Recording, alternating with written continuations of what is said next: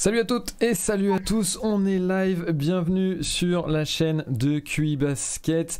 Je vois déjà qu'il y a un petit peu de monde dans le chat. Salut à Tinro, salut à tous les nouveaux abonnés. Vous pouvez voir dans le chat les bots, on a eu plein d'abonnés avec l'annonce de ce live. On se retrouve aujourd'hui pour une émission un petit peu différente de d'habitude, puisqu'on va parler du MVP, de la course au MVP de manière très générale. On va y revenir en long, en large, en travers. Je vais vous faire le programme tout de suite dans très peu de temps. Mais avant ça, une petite émission sur cette émission de course au MVP par rapport au fait que ce sera une série de live. On espère pouvoir faire plusieurs épisodes et surtout, on espère pouvoir inviter différents acteurs de la sphère médiatique NBA. Et quoi de mieux pour commencer que d'inviter monsieur Alex, compère de Bastien et co-animateur de la chaîne Trash Talk. Bien évidemment, il n'y a pas vraiment de besoin de présentation. Comment ça va en ce moment, le All-Star, ça fait une petite pause peut-être pour vous dans l'actualité quand même? Ouais, c'est une pause parce que t'as pas de match NBA. Ce qui fait du bien à tes nuits, en fait, hein, on va pas se mentir. C'est ça. Par contre, c'est vrai que c'est une pause qui sort d'un gros rush, c'est-à-dire entre la deadline, la semaine du All-Star Game où il y a beaucoup de choses à gérer et tout. Nous, là, cette première vingtaine de jours du mois de février, elle a été assez chargée, mais bon, on s'en plaint pas, hein. C'est aussi la passion qui nous nourrit, donc on va pas commencer à se plaindre de voir des images de Michael Jordan dans les bras de LeBron ou des trucs comme ça, tu vois, genre c'est quand même Carrément. plutôt cool, Carrément. moi je trouve, perso. Et puis même dans les moments de pause, de toute façon, vous êtes toujours en mode création de contenu à fond, donc en réalité... Bien sûr, toujours. Donc il n'y a pas vraiment de pause pour vous. Jérémy, on t'a retrouvé avec le casque. Ce sera là l'autre caution QI Basket ce soir. C'est en plus un peu lui qui a lancé ce débat pour ceux qui nous suivent sur Twitter avec Alex après la vidéo de Trash Talk sur vos favoris pour le MVP, en tout cas dans la course, votre débat course au MVP qui date d'il y a 2 semaines maintenant je crois. Ouais, c'est ça à peu près, ouais. Et donc du coup, messieurs, je vous propose de commencer dans le sujet, étant donné qu'on a un peu de retard en plus, de commencer directement dans le vif du sujet. Il y a eu votre vidéo de la course du MVP il y a quelques semaines. Jérémy, tu as fait un thread plutôt Twitter en réaction pour soulever peut-être quelques critiques ou quelque chose que tu avais envie de souligner par rapport à la vidéo. Et on s'est dit qu'on allait continuer le débat peut-être de manière un petit peu plus approfondie ici, ou du moins en vidéo. On a choisi Twitch parce que on se lance un peu sur Twitch et puis ça fait plaisir aussi d'avoir votre interaction à vous dans le chat. Du coup, n'hésitez pas à commenter, allez-y, hein. On fera remonter tous les messages. Et puis, on se disait aussi que c'était l'occasion, puisque le débat du MVP est toujours aussi, disputé. Hein, c'est quelque chose aussi qu'on aime, c'est aussi pour ça qu'on adore se débattre chaque fois sur ce sujet. Mais c'est vrai qu'on se disait que parfois c'était un peu frustrant parce que on avait beaucoup de différences d'opinion, d'optique et pas forcément les mêmes critères pris en compte, et des fois ça peut aboutir à des discussions qui sont frustrantes parce que on s'écoute pas forcément parler, ou on n'a pas forcément vraiment on parle pas forcément les mêmes langues finalement. Donc du coup on voulait vraiment faire ce live en 2 parties, avec une première partie qui reviendra vraiment sur les critères qui fondent le MVP. On va voir que c'est un petit peu flou, il n'y a pas vraiment de critères officiels, donc ça va être intéressant de voir les critères qui sont implicites, et puis peut-être aussi ça permettra de les dégager de notre opinion plus personnelle, ou des critères que nous on aimerait voir peut-être plus mis en avant par rapport à d'autres, et enfin on pourra du coup grâce à tout ça appliquer ces critères là personnels de chacun à la course au MVP actuelle, qui est très disputée. Pour commencer, je pense qu'on peut très scolairement parler de la définition du MVP. Most Valuable Player est déjà en fait dans l'acronyme, puisque c'est un acronyme, on a ce terme de valuable qui peut prêter à discussion, puisque la traduction littérale ce serait précieux, le joueur le plus précieux. Est-ce que vous y voyez une différence entre le joueur le plus précieux pour son équipe du coup et le meilleur joueur potentiel de la saison? Est-ce que déjà pour vous ça peut être une définition qui est à remettre en question?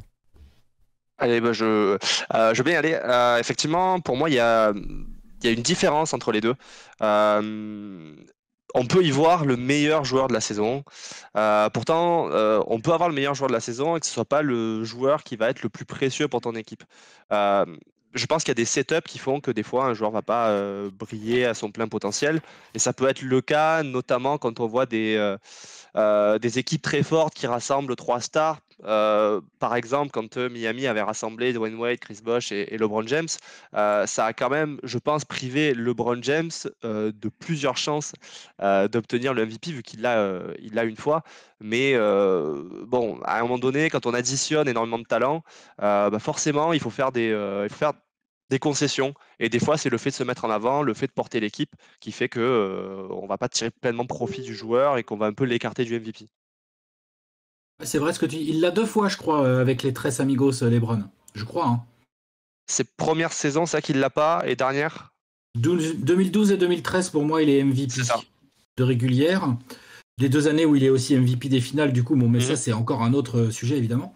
Mais je suis assez d'accord avec toi, hein, Jérémy, sur ce sujet, en tout cas, moi, sur le sujet de, effectivement, ton contexte global collectif peut jouer dans la course à un trophée individuel. T'as des exemples, genre tous les ans, c'est drôle parce que moi, tous les ans, je me foutais de la gueule des Spurs, et maintenant, ça arrive aux Suns. Quand t'as une équipe qui joue ultra collectif comme ça, mais que personne ne fait des stats si ouf, des bonnes stats, hein, mais t'as pas genre un mec qui écrase les stats, tu vois. En général, t'as pas de MVP, voire t'as pas de podium MVP dans cette équipe. Alors que les mecs sont très valuables et très précieux, hein, c'est pas le sujet. Mais par contre, en termes de production, comme tu le disais, en termes de domination globale de la ligue, on a connu l'époque des Spurs avec Kawhi qui n'était pas MVP de régulière parce qu'il avait encore Duncan, Tony, Manu à côté de lui. Là, cette année, je rigole avec les Suns parce que les Suns sont pour l'instant tête épaule meilleure équipe de la ligue. Il n'y a pas à discuter en termes d'équipe, tu vois. Mais t'as des gens qui vont se dire ouais, le plus valuable c'est Chris Paul. Il y en a qui vont dire quand même Booker, faudrait pas l'enterrer et tout. Ce qui est sûr, c'est que les deux, pour moi, il y en aura peut-être même aucun des deux dans le top 5 du MVP cette année. Peut-être, c'est possible. Il y a une équipe comme ça qui, ces dernières saisons, me parlait vachement par rapport à ça. C'était parce que souvent, il y a parfois des gens qui disent que le MVP, ça doit être les meilleurs joueurs des meilleures équipes. Mais c'est vrai que quand il y a des équipes comme ça, extrêmement collectives et qui sont pas forcément basées sur une individualité, moi je pense au Jazz en fait ces dernières saisons, qui a des ratings assez impressionnants. Pourtant, on ne mentionne jamais ni Rudy Gobert ni Donovan Mitchell dans ce classement en fait. Et ça ne semble pas poser beaucoup de problèmes. Alors aussi peut-être parce que la fanbase du Jazz n'est pas pléthorique, mais malgré tout, c'est comme si y a quand même cette disparité que tu décrivais très bien et que il y a Val qui te disait karma, Alex, voilà pour les Suns, mais je pense que tu le vis très bien à mon avis. Ah oui, très très bien. Je pense qu'il n'y a pas de problème clairement.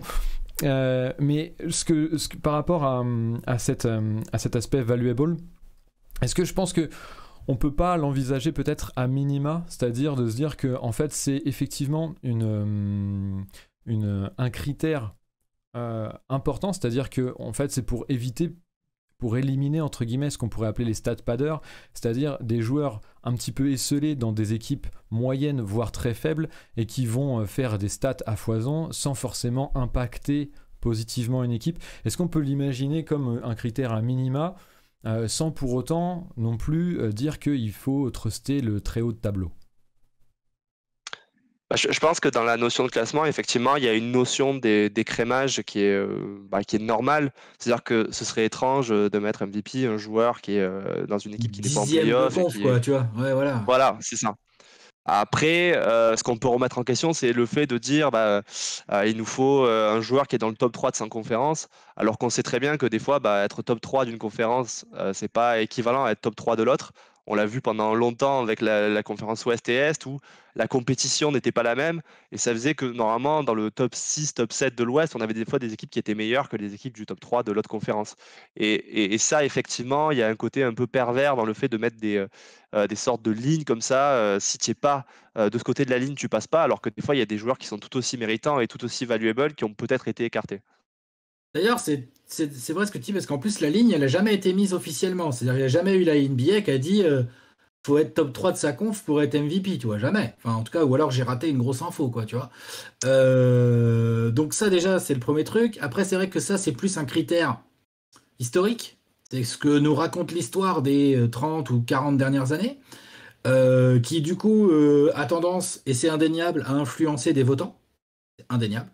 Tu peux pas nier que ça influence des votants. C'est-à-dire que l'une des rares exceptions de ces dernières années d'un mec qui est pas top 3, c'est Westbrook par exemple. Mhm. Est-ce qu'on peut dire que Westbrook pour autant était pas valuable? Dire cette année oui, mais à l'époque quand même il était assez valuable, je pense, tu vois. Ouais, cette année, a priori, ce sera pas le MVP. Par contre, ouais, en 2017, on voit effectivement un joueur qui est valuable, qui est vraiment loin finalement du top 3 qu'on demande, et qui du coup est élu parce qu'il arrive à faire une production statistique qu'on n'a plus vue depuis Historique. l'âge préhistorique de la NBA. Et donc, il a fallu quelque chose d'exceptionnel pour arriver à briser un peu cette barrière. Et j'ai l'impression quand même que depuis 2 ans, il y a eu une évolution qui fait qu'on commence à accepter des joueurs qui ne sont pas dans ce top 3 qui avant était vraiment incassables, comme de potentiels MVP. Et ça, déjà, je pense que c'est peut-être une victoire pour le trophée en lui-même. Ouais, Vous, ouais, je suis d'accord. vous en parliez un petit peu par rapport aux critères et surtout Alex, tu faisais très bien de rappeler l'aspect que officiellement il n'y a pas de critères donnés par la ligue Non. pour ce trophée.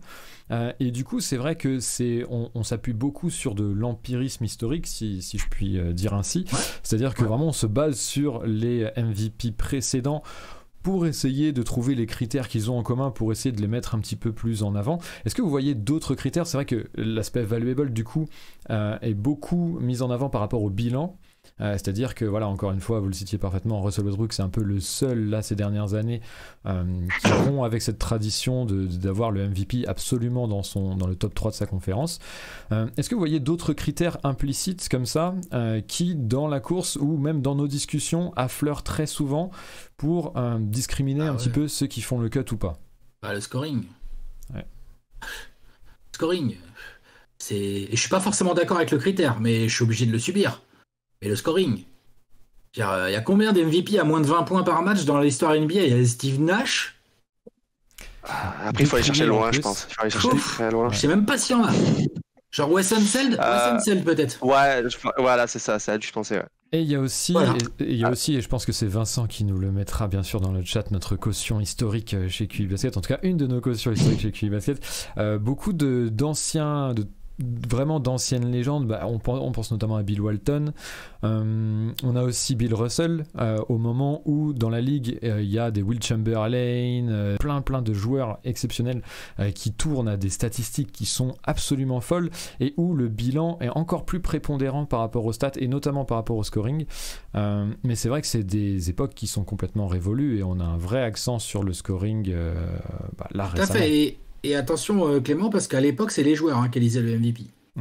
Très bonne remarque. Donc c'est les joueurs qui disaient c'est Bill Russell le meilleur. Ouais. Alors qu'aujourd'hui c'est des votes de médias. Du coup, je peux vous garantir, pour être un peu dans les médias, que le storytelling prend une place encore plus prépondérante. Et dans le storytelling, tu as forcément le scoring. Et tout à l'heure, tu évoquais le cas du Jazz. Genre, avec tout le respect que j'ai pour Rudy Gobert, le jour où il est réellement dans la course MVP, franchement, j'hallucine. Parce qu'il n'a pas du tout le profil. C'est pas qu'il soit pas valuable, alors loin de moi de penser ça. Mais juste son scoring, son côté parfois un peu frustrant en attaque, pour moi, l'élimine quasiment dans la tête des votants. En MVP, je parle. Ouais, même s'il est ultra valuable et que dans les stats avancées, ça va être absolument indéniable que le Jazz est performant quand Rudy Gobert est performant. Ouais, je pense que les Vas-y, pardon Jérémy, vas-y. Non mais je pense que les statistiques, en fait, un peu comme le classement, on en parlait tout à l'heure, il y a une sorte d'écrémage par les statistiques, il faut quand même que le MVP soit clinquant. Et il y a peut-être quelques joueurs qui vont un peu arriver à passer au travers. Je pense par exemple à Dwight Howard du Magic, qui n'était pas un joueur qui scorait 25 points par match. Il n'en était pas loin à l'époque. Il était 18-20, ouais, et voilà. Et même s'il n'est pas sur des statistiques qui sont impressionnantes du point de vue du scoring, il arrive à être une star autrement, et donc il arrive à être considéré comme MVP et faire partie à chaque fois du top 3, top 4 pendant quelques saisons, quoi. Mais sinon, je pense que il faut arriver un peu à avoir une statut de star par la production. Ouais. C'est un critère de toute façon, plus que le scoring, il faut un profil statistique assez exceptionnel et puis surtout un rôle dans son équipe pour être forcément franchise player, bien évidemment, pour pouvoir l'apporter suffisamment ou être au moins le premier joueur de son équipe, ou si ce n'est le premier, le deuxième dans une vraiment très grosse équipe dans ce cas-là. Est-ce que vous voyez d'autres critères peut-être encore qu'il y a dans cette qu'on a tendance à ramener à cette course au MVP pour discriminer les joueurs, alors que j'en profite de vous laisser un petit temps de réflexion pour remercier tout le monde qui nous follow. Je sais que du coup Pikachu est à fond sur l'écran puisque c'est notre alerte de followers. Pikachu MVP, El Magnifico, voilà, exactement, ça va résumer ce début de stream. Et merci en tout cas à tous ceux qui follow, merci à vous, et puis je vous laisse la parole, messieurs, sur les autres critères que vous voyez implicites dans cette course au MVP. Donc on a dit production statistique. Moi j'ai parlé que du scoring, mais par exemple quand ça évoque Chris Paul, le scoring de Chris Paul n'est pas si ouf que ça, mais il y a toute la qualité de passe, il y a toute l'attaque qu'il génère autour de lui, qui fait que, et il y a la réussite évidemment des Suns autour de lui, hein, mais qui fait que du coup on a envie d'envisager Chris Paul dans le trophée MVP, même s'il met même pas 15 points par match cette année, Chris Paul, finalement. Il a 13, je crois, ouais, il a 13. Ouais, c'est ça. Donc c'est plutôt, j'ai dit scoring, parce que c'est le premier truc qui m'est venu, mais je dirais même plus, c'est génération offensive, de générer des points. C'est d'ailleurs comme ça que Steve Nash a été élu MVP 2 fois, même si la deuxième fois, même en tant que fan des Suns, je suis tout à fait prêt à discuter. Tu vois. Mais là, Chris Paul a ce profil. Aux Suns encore, c'est rigolo d'ailleurs. Mais il a ce profil. Je domine la ligue collectivement, et mon équipe domine la ligue parce que je génère énormément d'attaques. C'est ça. Mais du coup, le scoring reste quand même, voilà, reste, je pense, en tête comme statistique qui est observée, parce que je dis toi-même, le fait qu'il soit à 13 points, ça complique les choses. Oui, le basket, c'est mettre le ballon dans le panier. Hein. C'est ça. À un moment donné, c'est vrai. Hein. Quelle que soit la manière, j'ai envie de dire presque. Donc peut-être on peut parler peut-être plus globalement d'initiation offensive, c'est-à-dire des profils qui de toute façon organisent ton attaque. Voilà, encore une fois, Chris Paul, certes avec un scoring un petit peu moindre, mais qui va initier toute l'offense, ou en tout cas une grande partie de l'offense quand c'est pas Devin Booker qui prend son relais. Mais en l'occurrence, c'est en termes de profil, de toute façon des initiateurs offensifs de premier plan, on peut le dire. Bien sûr. Donc je pense que c'est peut-être ce critère-là qui revient le plus. Est-ce que, alors on va peut-être venir à des critères qu'on pourrait peut-être un peu plus critiquer. On a parlé du bilan. Dis-moi Jérémy, si tu veux continuer. Non, mais il y en a peut-être un qui est, on n'en a pas parlé, mais en fait il est inéluctable, c'est la santé. Tu peux pas rater trop de matchs et être MVP.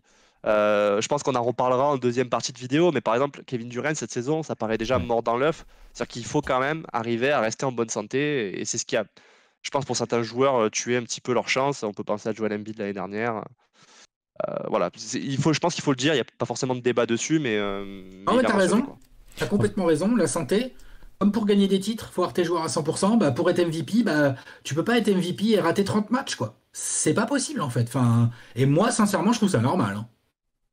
Ah oui, je trouve ça normal, et puis surtout, ce serait même, pas un avantage, mais je veux dire, si tu fais 40 gros matchs et qu'on se dit, vu que tu as fait ces 40 gros matchs, tu mérites d'être dans la course, ça veut dire qu'on considère que sur les 40 matchs qui suivent, tu aurais gardé la même, la même efficacité, le même volume. Et par exemple, sur une saison comme celle de Stephen Curry cette année, si on avait gardé que son début de saison, on n'aurait pas vu la chute qu'il a eue depuis 1 mois et demi, 2 mois, et on considérerait que du coup, il est clairement en tête pour le MVP, quoi. Tout à fait d'accord. Non, mais la santé, hein. C'est obligatoire. Il faut jouer. Et beaucoup de monde dans le chat qui nous cite, bien sûr, Embiid l'année dernière. Forcément, ça a complètement stoppé aussi le débat vis-à-vis de Embiid Jokic la saison passée. Kawhi aussi, Cyberflow qui nous dit Kawhi jamais MVP, en partie pour ça, certainement, voire Anthony Davis. Et puis Cyberflow aussi qui nous notait une petite anecdote, en tout cas qui allait dans le sens du scoring, maître des stats.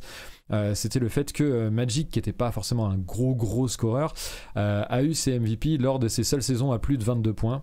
Donc comme quoi c'est assez encore une fois discriminant comme facteur. Est-ce que vous voyez, moi je voulais un peu parler des intangibles en termes de critères qui sont des fois un petit peu plus flous, mais c'est des choses que j'entends énormément dans le débat, alors qu'ils sont certainement moins précis, mais c'est aussi pour ça que je veux en parler. On entend souvent des choses comme oui, il faut le leadership, ou alors il faut qu'il y ait une progression, ou alors des choses comme si c'est le deuxième MVP dans la foulée, typiquement pour Jokic cette année, on entend souvent dire ah ouais, mais ce sera son back-to-back MVP, il faut qu'il y ait une vraie progression statistique, ou il faut qu'il y ait un plus par rapport à la saison. C'est des critères qui à mon sens, sont un peu plus flous. Qu'est-ce que vous pensez de tout ça ou de d'autres critères intangibles que vous imaginez peut-être ou auxquels vous pensez maintenant? Allez. Vas-y, Alors, pardon. effectivement, non, mais pas de souci. Effectivement, il y a tout ce qui est lié à l'historique, comme tu dis, c'est-à-dire il y a des saisons avant, donc on va les prendre en compte pour élire le MVP de la saison actuelle. Euh, il y a le fait d'attendre des choses, d'attendre une évolution.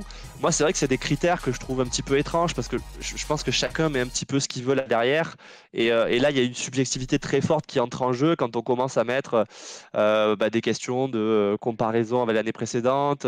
Je pense qu'on met aussi ce que nous on veut dans le MVP et surtout ce qui arrange pour mettre la personne qu'on veut sur le titre de MVP. C'est vrai que c'est des critères qui ont lieu. On entend parler de leadership, on entend parler d'historique. Et moi, je sais jamais trop comment le prendre parce qu'on n'est pas avec ces gars-là. Par exemple, quand on parle de leadership, on peut nous voir des choses de l'extérieur, mais on n'est pas avec eux au quotidien. Et ça me paraît toujours très étrange d'appeler ce genre de critères comme des réels arguments pour faire son classement et pour vraiment élire quelqu'un, quoi. Je sais pas ce que tu en penses, Alex, mais Disons que tu peux pas tous les mettre dans le même panier, les critères intangibles. Pour moi, le leadership, c'est quelque chose, je suis d'accord avec toi, on n'est pas dans le vestiaire, donc on peut pas le juger complètement, mais on peut avoir une idée. On peut voir des choses sur le terrain, les déclarations des joueurs, comment fonctionne une équipe. Il n'y a pas d'équipe qui fonctionne bien sans bon leader. Ça n'existe pas. Vous suivez comme moi la NBA depuis des années. Vous savez très bien que si Nikola Jokic était juste un bon joueur mais pas un bon leader, Denver pourrait pas tourner comme ça. Et même chose pour Giannis Antetokounmpo par exemple. Même chose pour, je sais pas, pour LeBron. Même chose pour finalement, le leadership de DeMar DeRozan est quelque chose qui doit être mis sur la table. Là, vu quand tu vois la saison des Bulls, c'est normal, je trouve, tu vois. Alors que c'était un mec, on disait, ouais, il est discret et tout, machin. Bah, son leadership implicite, hein, un leader, ça veut pas forcément dire je gueule et tout, je me tape sur la poitrine et tout. C'est juste son leadership. Le leadership, c'est un truc. C'est là où le leadership est difficile à jauger. C'est que déjà définir leadership, tu vois. Genre, qu'est-ce que c'est vraiment le leadership? Là où je te rejoins complètement, c'est au-delà du leadership, sur les côtés, genre ouais, il a déjà été MVP l'année dernière, faudrait qu'il y ait une progression et tout. Pour moi, dans le trophée de MVP, il n'y a pas d'histoire de progression et il n'y a pas de problème ou d'histoire de back-to-back. Moi, je m'en fiche. Je m'en fous. Ça me dérange pas. Je veux dire, dans le sens où si le mec, j'estime qu'il était le meilleur l'année dernière et il est le meilleur cette année, si je suis dans les votes, je suis pas dans les votes, tu vois. J'ai aucun problème à lui filer ma voix, quoi. Tu vois. Aucun problème, je m'en fous de ça. Ouais, il y a pas mal de monde il y a pas mal de monde d'accord avec ça dans le chat, surtout sur la partie, oui, palmarès MVP et le fait de ne pas donner parce qu'il y a déjà eu une année précédente de bonne facture ou MVP ou quoi. Il y a Cyberflow qui nous disait c'est peut-être un réflexe naturel que de décider ça pour partager le gâteau avec d'autres qui sont méritants. C'est vrai qu'il y a des choses comme ça qui rentrent parfois en jeu dans l'imaginaire, aussi dû au fait que l'absence de critères fait que tous les critères sont potentiellement à prendre en compte. Est-ce que, Alex, tu vois des choses comme ça pour toi qui reviennent souvent et que tu trouves peut-être à changer en termes de prisme ou même de critique, tout simplement, de se dire que c'est des critères qui sont peu intéressants ou quoi? Tu précisais par exemple ce qu'on devait entendre par leadership, et qu'on pouvait malgré tout, même si c'était un intangible, pouvoir prendre en compte par certains aspects. Est-ce que tu as d'autres critères comme ça ou tu penses qu'il y aurait des prismes à améliorer, à préciser? Ouais, il y a l'âge. Okay. Donc l'âge n'est pas un critère intangible. On sait quel âge ont les mecs. Pas de souci là-dessus. Je trouve que par contre, l'âge influence vachement la vision qu'on a du joueur. Et donc, par exemple, bon, là, c'est pas le cas, hein, les Lakers sont beaucoup trop dégueux. Hein. Mais LeBron envoie des lignes de stats absolument hallucinantes par rapport à son âge, personne ne pourra dire le contraire. Ouais. Quand il joue, il génère de l'attaque, genre on dirait qu'il est encore dans son prime et tout. Les résultats des Lakers et l'attitude et tout ce qu'il y a autour et tout, pour moi, vont l'éliminer, si ce n'est pas déjà fait, tu vois, de la course au MVP, voilà. Mais allez, l'année dernière notamment, cette saison, ils n'ont pas trop eu le temps, les Lakers, qui se sont jamais vraiment bien mis en route.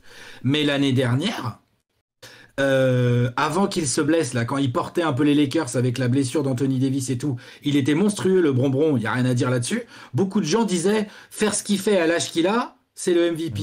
Bah Ok, non, ouais. moi je crois pas être d'accord avec ça. Et pourtant, Dieu sait que j'adore LeBron James, c'est pas le sujet. C'est juste, non, si un mec de 25 ans qui fait mieux, bah c'est tout, voilà, c'est lui le MVP en fait. C'est pas parce que le mec est plus... Donc l'âge aussi à manier avec précaution. Parfois, il y a des mecs de... Je sais pas, par exemple, Ja Morant, je trouve, n'est pas assez cité dans la course au MVP cette année. J'allais y venir, Parce qu'il est jeune, parce qu'il est qu'en voilà, c'est ça. troisième année. C'est Et pour moi c'est dommage en c'était fait.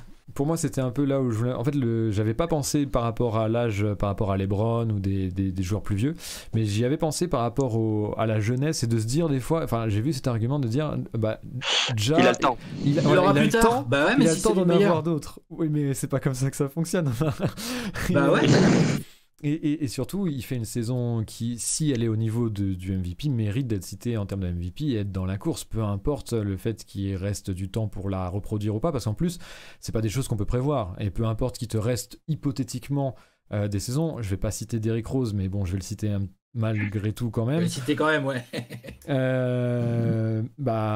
a eu son MVP à l'époque. Alors, il y a des critiques sur sa saison MVP ou pas, on va pas forcément y revenir, mais malgré tout, il l'a eu à cet âge-là, il n'aurait pas pu forcément l'avoir plus tard. Donc, c'est quand même un argument assez... je te rejoins du coup assez, Alex, là-dessus.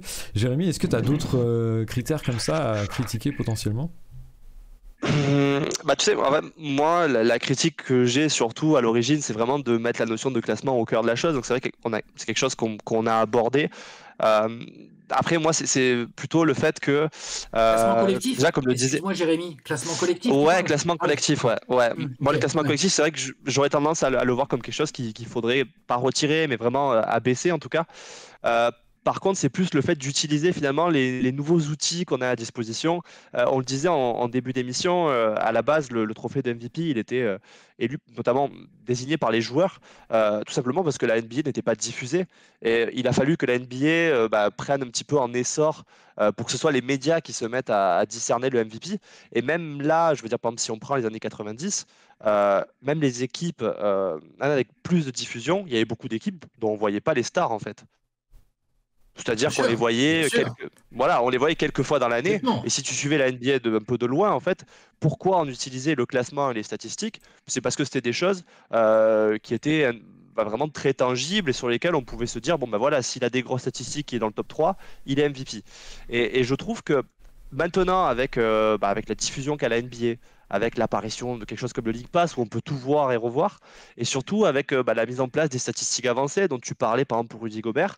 Pour moi, le gros défaut aujourd'hui de la course au MVP, c'est que ces outils-là sont très peu ou pas utilisés par énormément de personnes qui vont voter à la fin pour le MVP.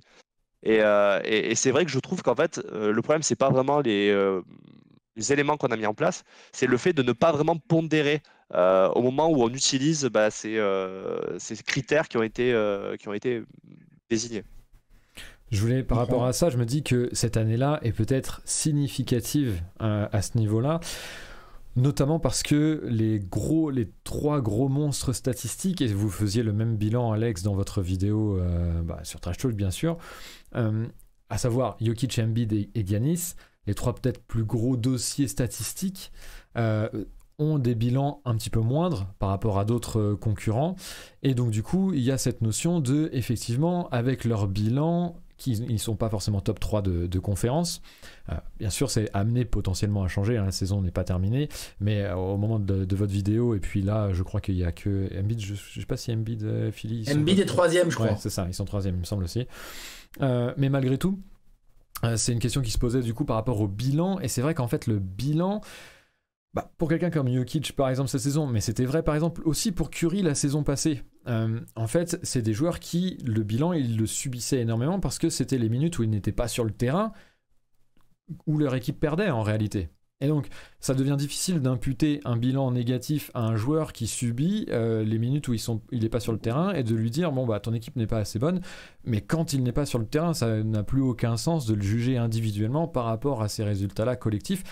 Je sais que c'est quelque chose sur lequel on a un peu débattu sur Twitter. Alex, c'est quoi ta position vis-à-vis du bilan par rapport à ça ? Déjà, sur le raisonnement de fond, je suis assez d'accord. Puisque on a débattu. À la fin, je dis à Jérémy, donne-moi ton podium. on a les 3 mêmes joueurs. Mais tu vois, c'est intéressant parce que du coup, t'as pas la même vision, t'as pas forcément les mêmes critères, mais t'as quand même des critères qui se croisent, on va dire ça comme ça. Et au final, même si t'as pas exactement le même ordre, on a déjà les 3 mêmes gars sur le podium. Tu vois, donc déjà, parce que il m'est arrivé là, cette saison, il y a une course au MVP quand même assez sérieuse. Je veux dire, là, on cite que les 3 gros monstres. Moi, quand j'ai des gens qui viennent voir, qui me disent attends, DeRozan, quand même, il aurait son mot à dire et tout, nanana. Qu'est-ce que tu veux? Tu peux pas dire non, c'est vrai. C'est vrai, il a son mot à dire. Donc si demain tu me dis non, mais moi je mets pas Yanis ou je mets pas Embiid ou je mets pas Jokic dans mon podium parce que je dois y mettre DeRozan, ou t'as des gens qui vont dire moi je dois y mettre Ja Morant parce qu'en fait les Grizzlies 3e avec les stats qu'il fait à l'âge qu'il a, c'est un truc de dingue.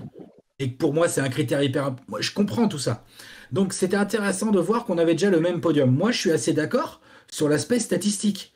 Mine de rien, même si c'est pas le truc sur lequel on met le plus l'accent dans nos vidéos sur Trash Talk. Mine de rien, on sait lire les stats, on sait lire les stats avancées. La preuve, c'est qu'au final, j'ai Yanis, Embiid et Nikola Jokic sur mon podium qui sont pas si bien classés que ça d'un point de vue collectif. Mais gagner, ça reste un critère important. Et même dans les classements individuels, et même si c'est un petit peu moche pour certains, parfois, ils le subissent. Et en fait,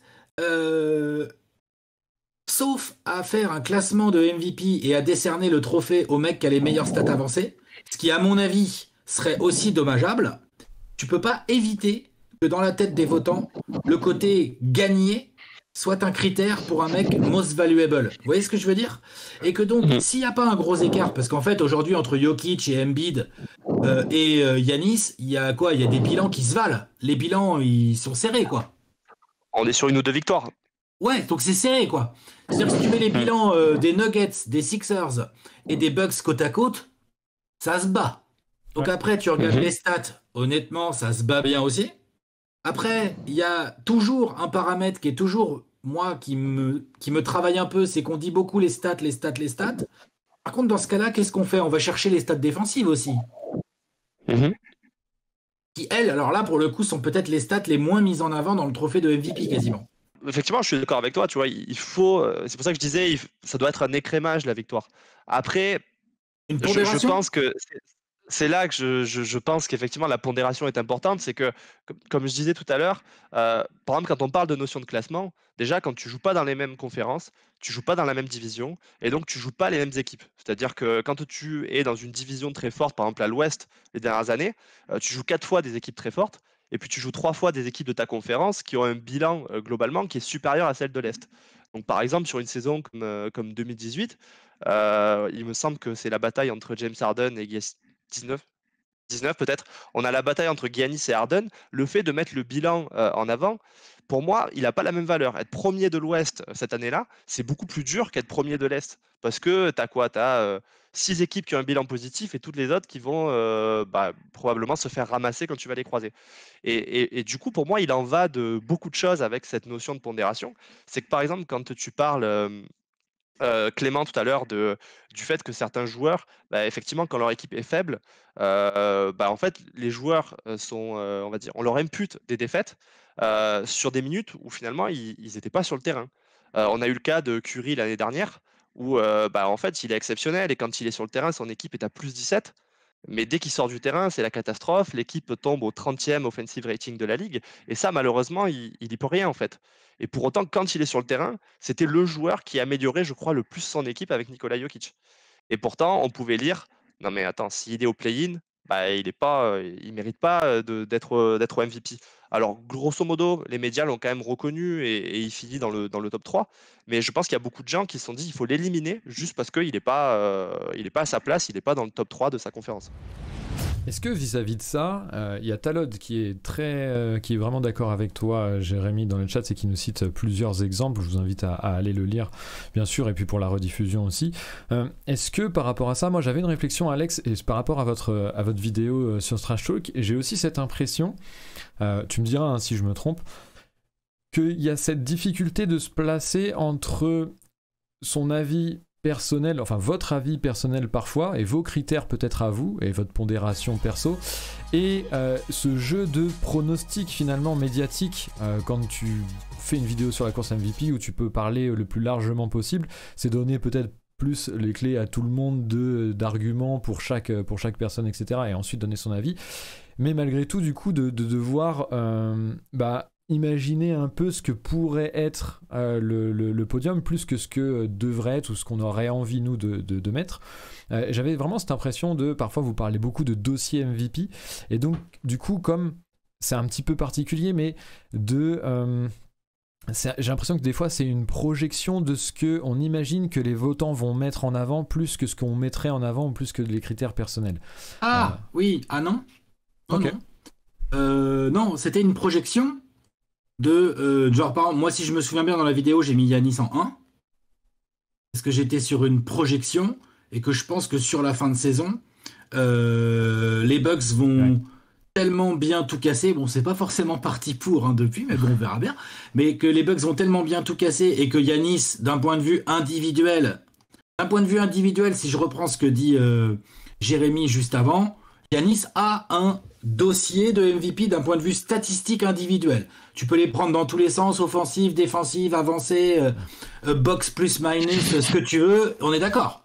Oui. Il a les critères, il passe le cut des stats. Je pense que quoi qu'il arrive, Joel Embiid va passer ce cut-là également. Et je pense que quoi qu'il arrive, Niko Jokic va le passer également. Et donc, mon raisonnement à l'époque de cette vidéo, c'était de dire, je pense que les Bucks vont tout casser sur la fin de saison, donc moi, okay. C'est pas ce que je pense que les médias vont faire, c'est moi, je pense qu'ils vont tout casser les Bucks, donc je le mets en 1. Là, quand on a fait la vidéo, c'était fin janvier, je crois, ou tout début février, je sais plus. Ouais, il y a environ 2 semaines. C'était ça mon raisonnement. Donc, pour répondre à ta question, Clément, non, on se projette pas forcément. On en parle de ce qu'on pense que les médias vont faire, blablabla. Mais après, à la fin, d'ailleurs, je crois que Bastien, lui, il met pas Jokic ou il met pas Yanis. Il met pas Jokic. Mais voilà. Donc, c'est vraiment son choix à lui. Parce que si tu suis ce que vont faire les médias vont mettre Jokic. T'es sûr? Et je dis pas que c'est pas mérité, je dis juste les médias vont le faire. Donc Bastien, il a vraiment donné son avis. Moi, j'ai donné le mien. Mais par contre, c'est vrai qu'à la différence, on n'a pas fait à l'instant T, nous. On a fait genre, qu'est-ce qu'on pense que le podium va être à la fin de la saison et pourquoi?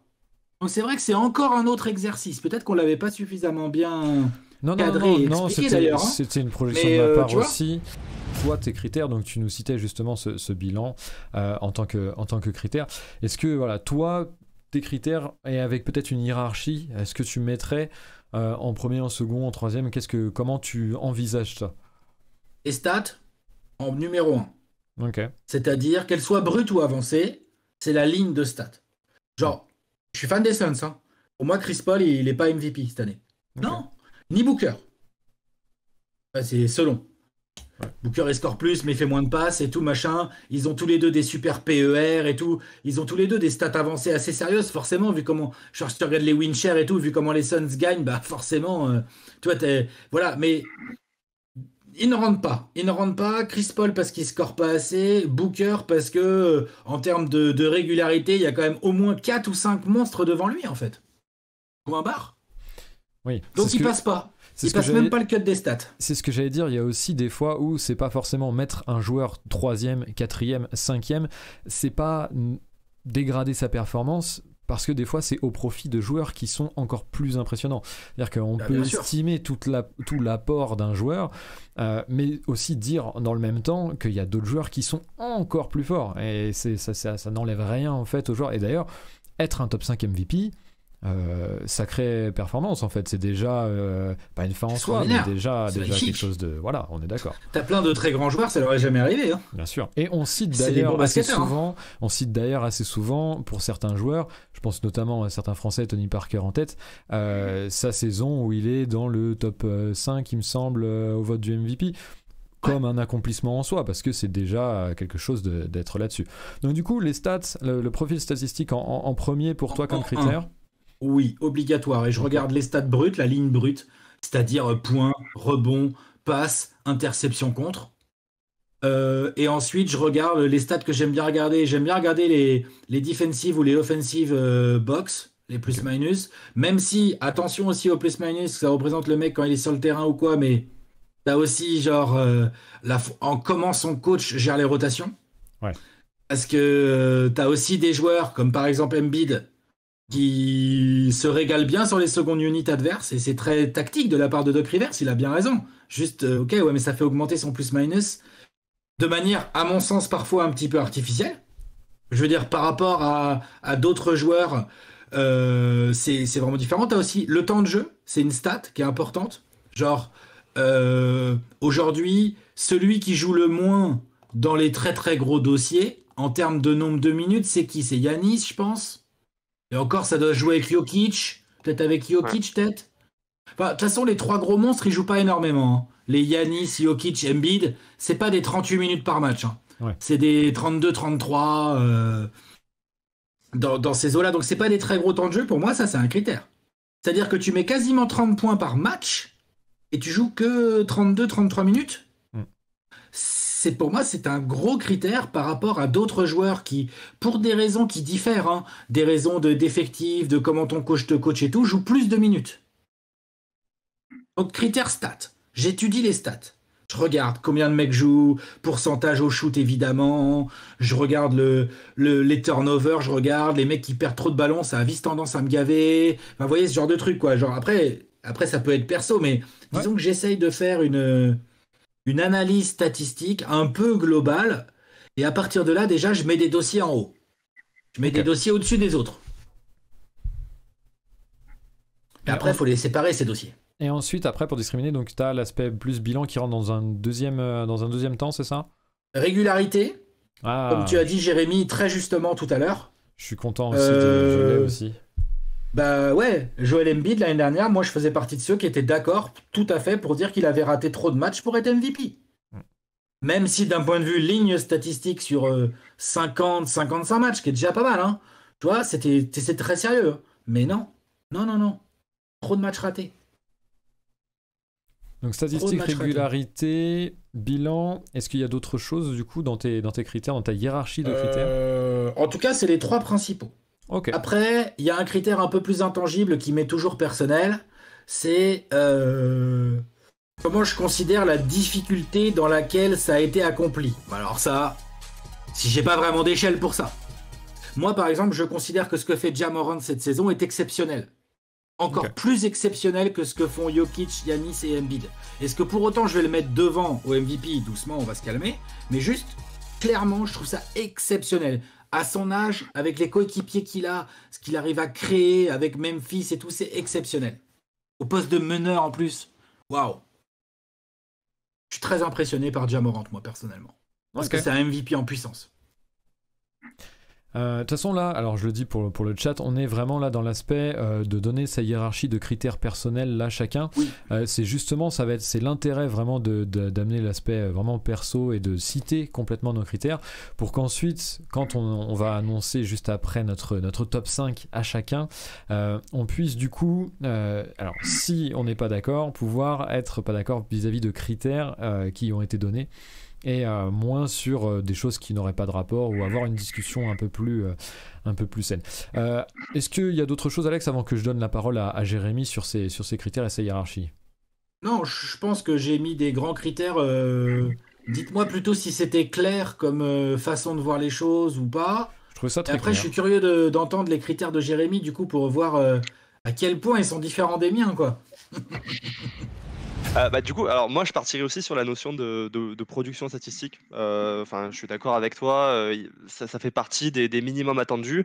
Euh, et dedans, je mettrais quand même quelque chose qui pour moi est important et je vais donner un exemple de pourquoi.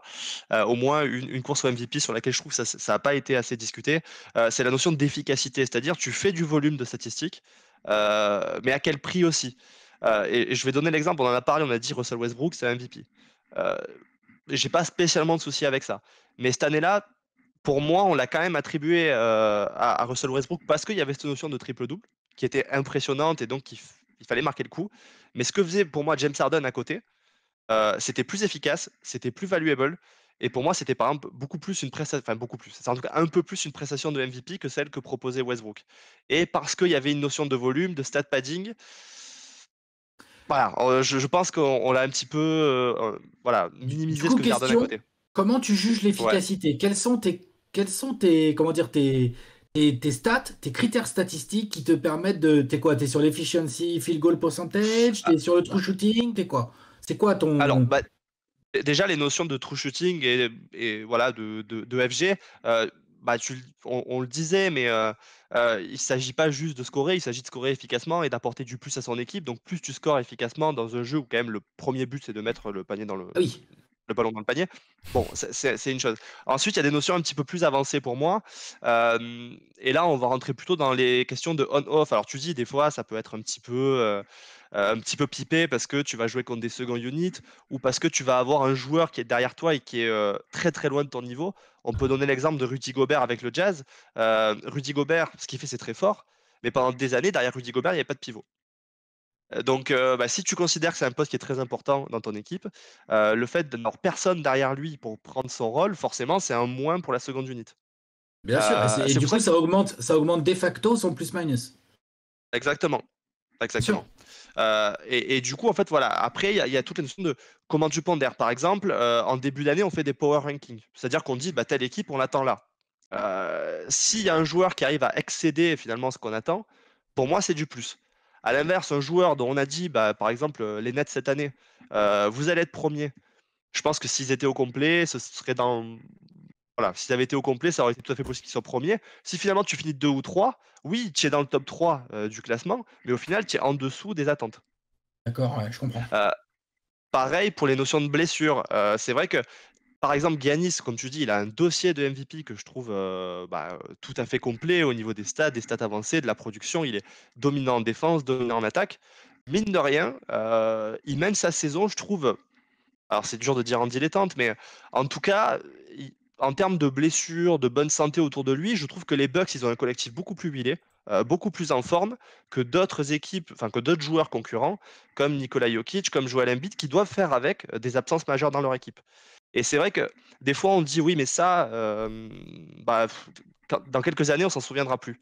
Et je sais, enfin, pour moi en tout cas, on ne devrait pas dire ça, on devrait vraiment prendre en compte ce genre de choses dans l'établissement de nos classements, parce que quand tu as une deuxième option ou une deuxième et une troisième option absente, et que tu compenses, bah, tu t'adaptes, et je pense que tu dois être crédité pour ça.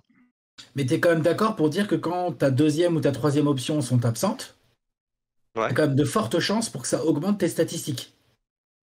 on est C'est d'accord, mais vrai. ça pourrait aussi... Oui, Ça mais pourrait est-ce que aussi ça faire risque des pas aussi... résultats dégueulasses, mais ça augmente tes statistiques C'est ça. souvent.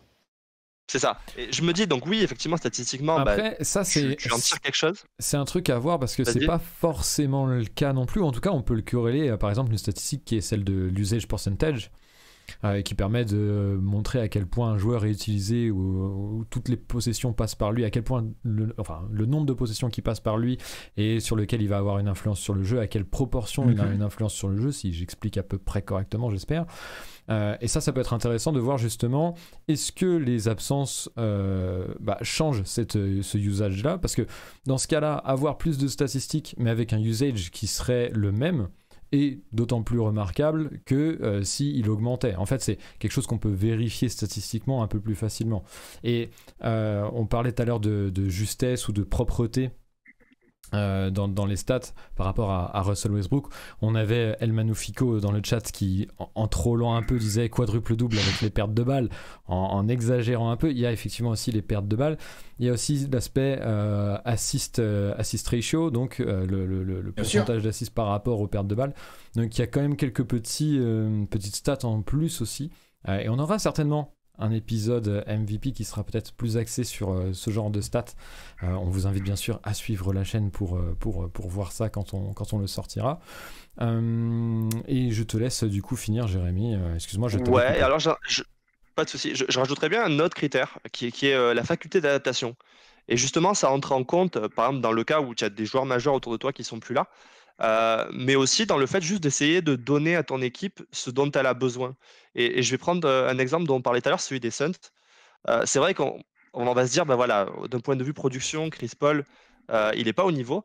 Mais mine de rien, Chris Paul, il n'est pas au niveau en termes de production, notamment au scoring, parce qu'il sait très bien qu'il y a des joueurs, notamment Devin Booker, autour de lui, et énormément d'options offensives.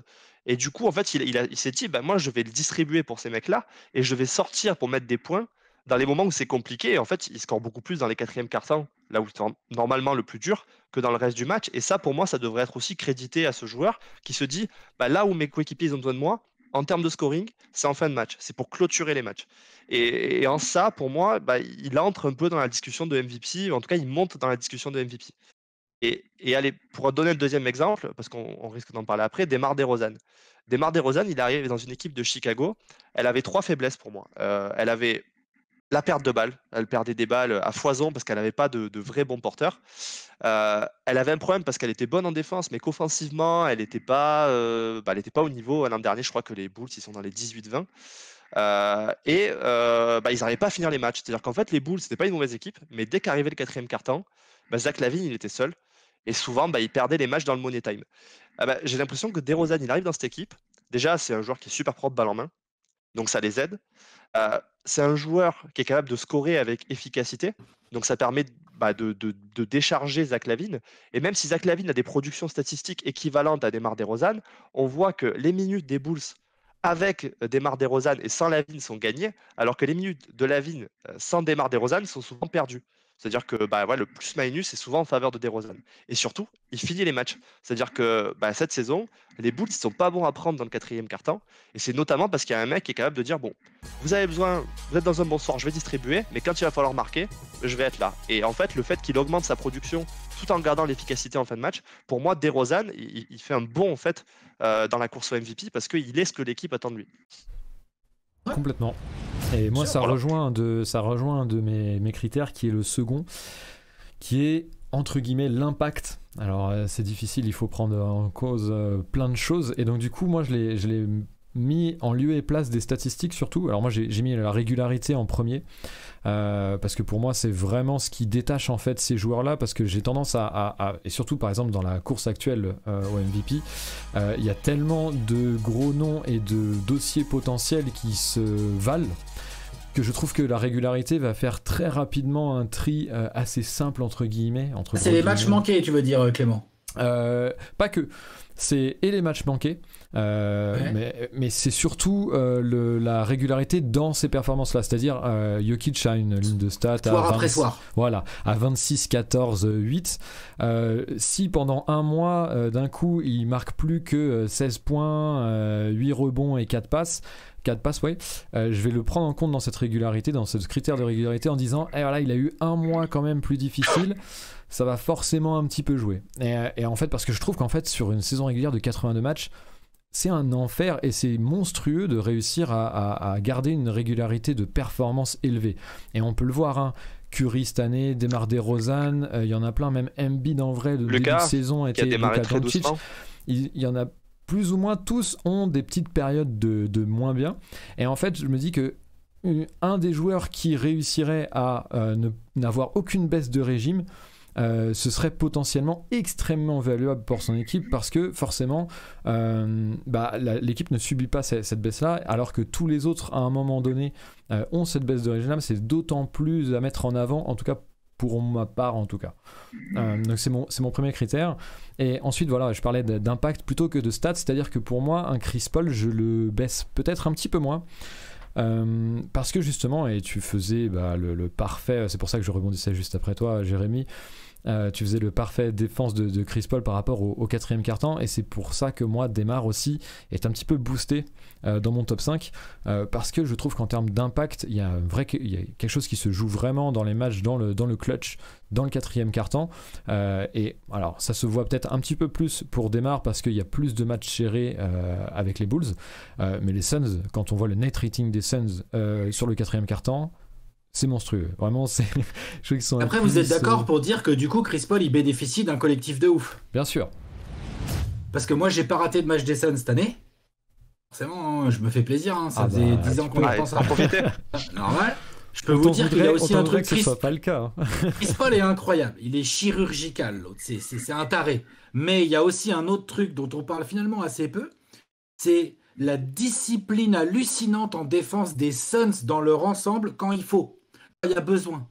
Cette équipe, cette année, quand il y a eu besoin, il y a eu des passages entiers où genre, tu sais quoi, on a pu prendre de panier en fait. Alors forcément, tout de suite, ça t'aide dans le money time. Parce qu'en fait, il y a Ayton qui fait pas le con, il y a Bridges qui fait un une saison défensive absolument hallucinante. Et puis il y a tous les role players, là, les Crowder. On voit même Booker, il te met des efforts de malade, même si c'est pas un défenseur élite, mais il te met les efforts, tu vois. Donc du coup, ça aussi aide énormément le plus-minus des Suns, le net rating des Suns dans le dernier quart, parce que un enfer de jouer les Suns dans le dernier quart. Mais c'est vrai que Chris Paul à la baguette est incroyable, hein, il est incroyable. Et d'ailleurs, toi, par contre, tu voyais Booker comme plus important que Chris Paul. En tout cas, En, tu l'aurais plutôt choisi comme option 1, quoi. en fait, moi, il y a des matchs où j'ai trouvé Booker très courageux. Encore plus que Chris Paul, c'est aussi parce qu'il est beaucoup plus jeune et que il est plus question aujourd'hui d'envoyer Chris Paul sur des grosses missions défensives et tout. Et la défense des Suns a tout ce qu'il faut pour tout le temps mettre Chris Paul sur l'extérieur le moins fort adverse, ce qui est normal, Ouais. puisque tu as besoin de lui qui fasse autre chose et tout. J'ai trouvé très courageux de la part de Booker d'aller défendre sur Kyrie Irving quand on a reçu les Nets, de ne pas hésiter à se coller sur Donovan Mitchell alors que Donovan Mitchell défendait pas sur Booker, ce genre de choses, vous voyez. J'ai trouvé ça très fort et je trouve que ça dénote une mentalité de patron, ça, qu'on sous-estime beaucoup chez Booker parce que forcément le mec s'est mis à gagner quand Chris Paul est arrivé.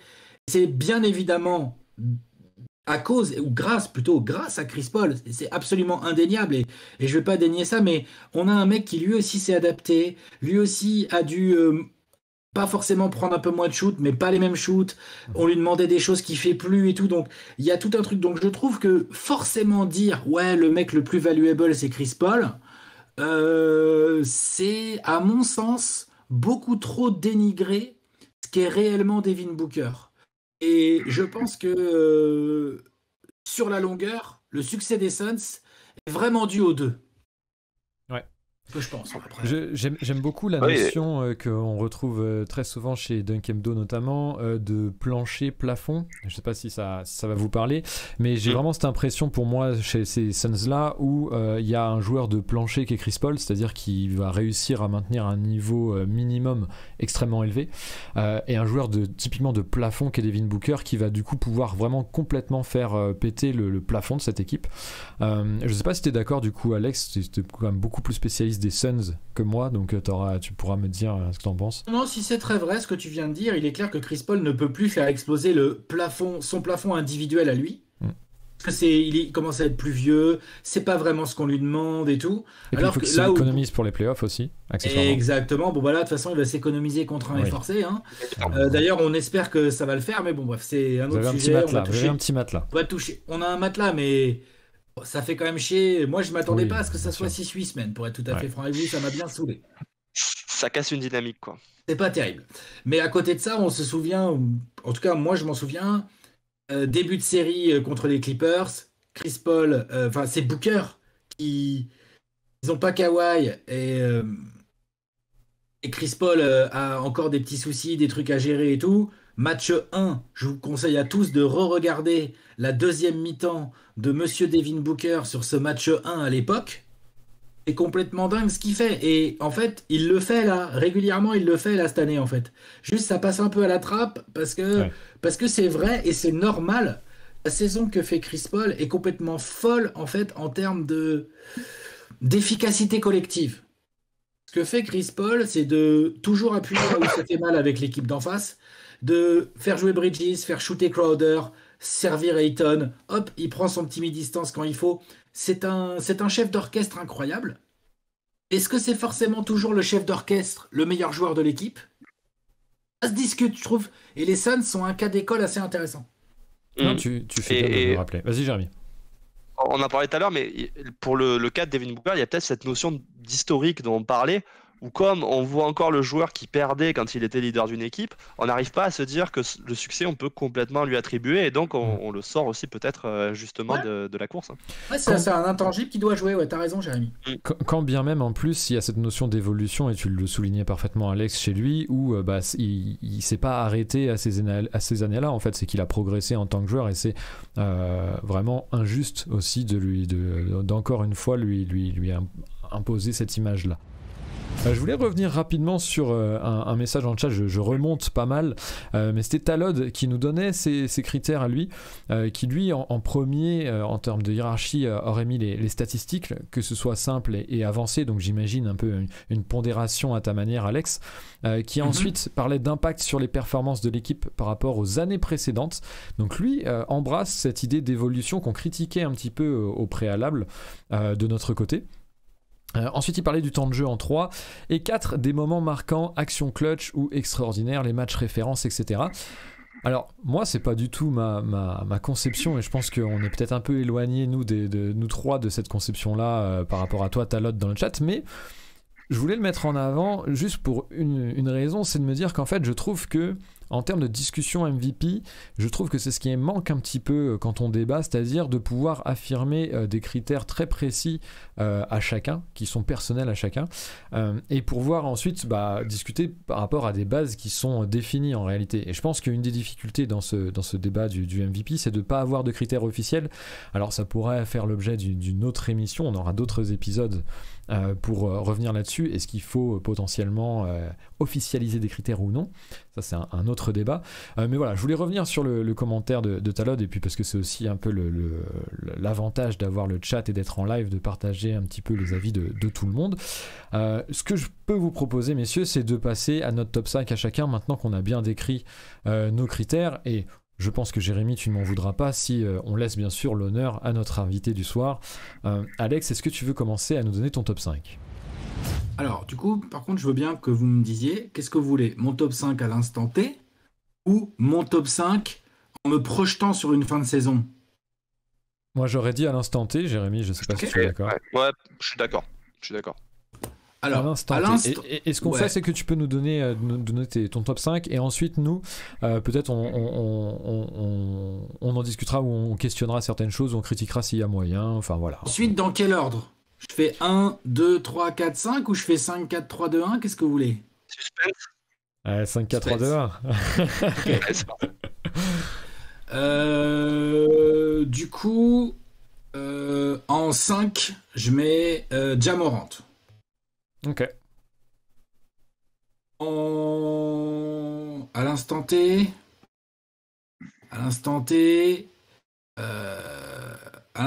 en 4, je mets à l'instant T, excusez-moi, c'est parce que j'ai souvent l'habitude de me projeter. Dans à l'instant T, en 4, je mets Yanis.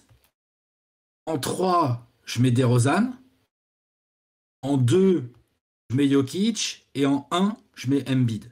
À l'instant T. Alors, moi j'ai une question. L'instant T, ça vaut pas. Oui. C'est pas si simple l'instant T, parce qu'en fait, l'instant T, dans 10 jours, ça vaut plus rien, entre guillemets, parce que la NBA aura repris, il y aura des matchs, il peut y avoir une blessure, n'importe quoi. Voilà. C'est pour ça que j'ai bien demandé, quoi. Ouais.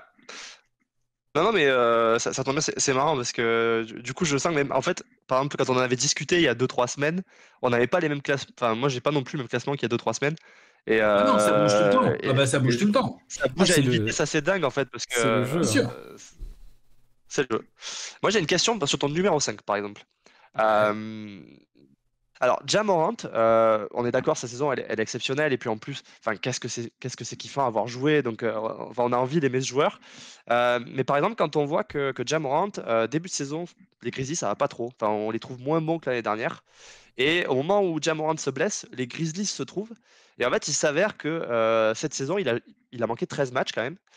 Et en fait, les Grizzlies, quand il est absent, ont gagné 85% du temps. Ils ont gagné 11 matchs sur 13. Et moi, par exemple, je sais pas ce que toi tu en penses, mais moi je trouve que putain, dans une course au MVP, c'est compliqué en fait ce genre de stats à appréhender, ce genre de fait en fait, parce que l'équipe est devenue bonne, est redevenue bonne défensivement à son absence. Ouais. Est-ce que c'était vraiment, elle est redevenue bonne, ou est-ce que c'était de la mise en route? On peut pas vraiment savoir. Par contre, ce qui est sûr, c'est que quand il est revenu, l'équipe a passé encore un nouveau cap que moi personnellement je pensais pas qu'il pouvait passer. Alors qu'ils se maintiennent là, qu'ils aillent chercher le Jazz, et maintenant ils sont installés dans le podium de l'Ouest. Alors que, ok, Ja Morant est extraordinaire, mais c'est qui son deuxième? Il y a plein de joueurs sympas autour de lui, il y a plein de joueurs bons, hein. Mais ça reste jeune, ça reste encore tendre, avec beaucoup de choses à prouver. J'adore Jaren Jackson, hein, mais il a quand même des défauts qui, quand je regarde les Grizzlies, parfois me font m'énerver. Dylan Brooks a raté quand même pas mal de matchs. Il y a Desmond Bane qui explose dans tous les sens, mais ça reste un... Voilà, donc je le mets dans mon top 5. Ja Morant, parce que sa ligne de stats est vraiment très très très belle par rapport à son poste et à son style de jeu. Parce que mine de rien en termes de pourcentage, ça reste quand même un meneur qui est quasiment à 50% au tir en global, qui est quand même sérieux. Surtout qu'en plus, il a quand même augmenté sensiblement, petit à petit, hein, d'année en année, mais c'est pas vraiment un shooter longue distance. Ja Morant, je sais même pas s'il le deviendra vraiment un jour, mais il a augmenté son volume petit à petit parce qu'il sait qu'il en a besoin. Il va chercher plus de lancers. Enfin, en fait, il se comporte comme un patron, il se comporte comme un joueur offensif dominant, et il y réussit. C'est compliqué de défendre Ja Morant aujourd'hui. Tu joues les Grizzlies, tu sais très bien qu'il va falloir défendre Ja Morant, mais qui y arrive en fait? Qui y arrive? Après, c'est aussi parce qu'il a des qualités athlétiques absolument exceptionnelles qui lui permettent de genre personne peut rester devant lui déjà. Ensuite, les C'est pas le gros, seul. hein, on est d'accord, hein? Clairement pas le seul, ouais. Ah ouais. Du coup, pour moi, il fait partie de cette gamme et je le mets là, ouais, je le mets en 5. Reste en 5, hein, tu vois, voilà. Ouais, bien sûr, non, mais c'est une question que je voulais te poser justement, parce que moi, c'est vrai que Ja Morant, c'est un nom sur lequel je me disais, quand même, ça m'embête, et puis j'ai l'impression qu'il fait un peu partie de ces gars, un peu comme finalement les Suns, où il y a un très gros collectif derrière, avec des. Vraiment, j'ai l'impression que cette équipe, ce qui est fascinant, c'est que tout le monde, tous les ans, progresse et ajoute des trucs à son jeu. Et en fait, des Desmond Bane, des Jaren Jackson, et tout leur banc, en fait, globalement, en fait, tout le monde Non, est mais bon, je trouve. Et t'as du coup, raison, ils sont tous un très énorme bons. collectif. Et je suis pas sûr que finalement, vraiment, le gros de la réussite lui soit complètement imputable. Et du coup, moi, j'ai vrai que j'avais du mal à le mettre assez haut. Enfin, 27 points, 6 rebonds, 7 passes, à quasiment Non, mais c'est énorme. 50% au tir. Moi, les trucs qui me retiennent, c'est des stats un peu plus avancées, tu vois. Tu en as parlé, Jérémy, c'est sa défense. C'est ça qui me Ouais. retient. Et tu lui mets un peu de défense, il est dans mon podium, hein. Mm. Vraiment. Et encore, c'est un meneur. Donc, on peut se dire, la défense chez un extérieur, c'est moins important que chez un C'est pivot. Mais plus dur effectivement, sa aussi, défense pour hein. un C'est pivot, plus c'est dur à Ouais. problématique. valoriser aussi. C'est ça.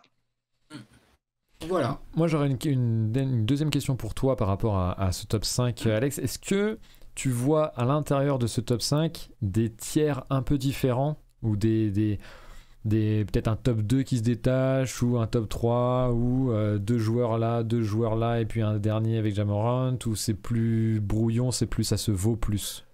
À l'instant T, il n'y a que Ja Morant qui est vraiment derrière les 4 autres. Ok. À l'instant T. Mhm. C'est-à-dire que tu peux très bien refaire cette émission dans 15 jours et je vais te mettre Yanis en 1. Parce que genre Yanis, en fait, Ouais. il a entendu Jérémy, il a critiqué sa nonchalance.